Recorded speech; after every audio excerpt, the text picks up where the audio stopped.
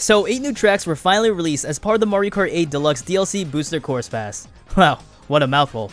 It's honestly refreshing to see something new from this game, and even if we have to play it for another few years, the question still holds: how good are these tracks? In this video, I've compiled all the courses and listed them from worst to best. Let me know what you expect to see in the comment section below and what your thoughts are on Wave 1. Anyways, here we go. Ah yes, the weakest of the link, Toad Circuit. There's really not much to say here. It's one of those generic opening courses. It's got grass, road, ramps, pipes, and sand. Wait, hold on. Pipes and sand? Let's do this. Oh my gosh.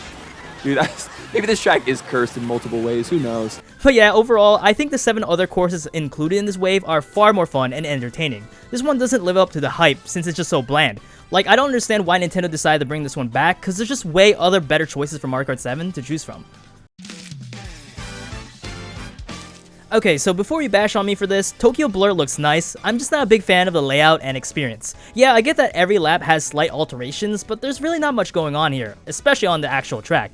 There's not much detail when you're racing, especially in the highway section, where there's just road and thwomps every now and then. And even if there are tons of detail in the background, nothing really sticks out to me as memorable.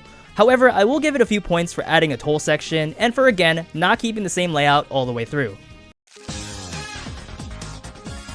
I've been asking for Shroom Ridge to come back for so many years, so I'm happy to see it finally back and revamped on the Switch. One of the biggest things I love about Shroom Ridge is its ability to grasp competitive play. There's so many turns and cars in the way, it's perfect for those who love drifting and for those who like challenges on the map. I also like how they added a new shortcut in the end, which is not as easily accessible as depending on RNG, there might be a car or a truck in the way. But overall, a solid course, and even though it is fun, it definitely does not scream as wacky looking or Mario Kart-y to me. So I definitely think there are better choices on this list. When it comes to Mario Kart Super Circuit, Sky Garden is my go-to course. It has tons of fun turns just like Shroom Ridge does, and the music is always a bop. So I was super excited to see it remade on the Switch. Unfortunately, Nintendo decided to port the Tour version instead, which is a huge disappointment, as the Tour version is definitely smaller than the original. Despite this, it's still really fun to play on, it has some of those fun turns I love, and the difference is just night and day if you compare it to the original. But man, do I miss some of the shortcuts and that overall longer experience. Breaking into our top 4, we got another course we haven't seen in a long time, Shako Mountain. Let me just say, this course got a major glow up. It looks totally different from the original. And yes, I know it's on tour, but the experience is certainly not the same on the Switch. It's nice to see a cave section now, a gliding section for that middle ramp, and fish bones as fossils located where the rocks fall. This course is pretty solid, and I don't really have anything bad to say about it, except maybe the rail towards the end. I remember it being there on 50cc on Mario Kart 64, but definitely not on 150. I just wish they kept that because it would be super funny to see people fall off every now and then. You just got coconut mold. Share this with all your friends to totally coconut mold them. Ha! You fell for it. Coconut Mall, a fan favorite. This course is such a classic, and not to mention the course always had so much charm going for it. You saw characters cheering the back, endless Easter eggs, and the layout itself was unique and fun to drive around. This section here showed major improvement as well with them retro style walls, and I'm just a big fan of the orange aesthetic they have going around here. Also, I love how there's a cruise ship in the back of the parking lot, which could be a potential Easter egg to Daisy Cruiser, but after that, it's pretty much a big disappointment. The cars don't move anymore, and there's no more boost panels, and they freaking replaced the bees with Shy Guys, like, bruh. And I think getting rid of all of this destroys the whole point of the original. It was always chaotic in the end on the Wii, and it felt like a huge journey to go through if you made it past everyone alive, which ultimately felt more of a rewarding experience. But oh well, this version is still a banger. Alright, so here we are with Ninja Hideaway. Never played it on tour, but I can absolutely say playing on the Switch is an amazing experience.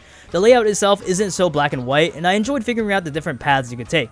It really felt like a true ninja or stealthy experience because of this. Not to mention, there's a lot of detail put into this track. It pays solid tribute to Japanese culture, which reminds me a bit of the second world of Origami King, has traps, and tons of areas you can fall. Nintendo also featured Ninja Shy Guys, which I don't know why they did that, because they could have used ninjas instead, but whatever. But I will say that the only thing that this track is holding back on from being number 1 is that it can honestly be super confusing at times. With so many things going on the screen and with the multiple paths you could take, this course can be a nightmare for some. And on 200cc? Huh, forget about it. But you know what you shouldn't forget about? Dropping a like on today's video and subscribing so you don't miss out on future Mario Kart videos. Anyways, here's number 1. And so that brings us to Paris Promenade as our number 1 course. This course is elegant, beautiful, and just full of life. It reminds me a bit of Daisy Circuit with its aesthetic, where it's beautiful, but also indescribably fun to drive around. Both courses have a similar color design and also fitting music, but I just might be biased since I'm a fan of Paris culture and its art style in video games. But nonetheless, this is my opinion. And even though the turns aren't the craziest, you drive around different areas of Paris, such as the shopping district, residential district, and famous landmarks such as the Eiffel Tower, parks, museums, and much more.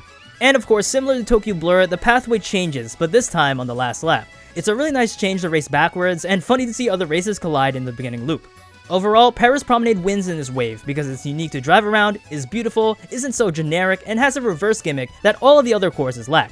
So there you have it, all Wave 1 DLC tracks ranked from worst to best. Let me know if your list matches mine, and if it doesn't, let me know how you would rank these courses. As mentioned, drop a like if you found this video helpful, and subscribe today if you want to see more content like this. And with that, I'ma head out. Peace out, my duders.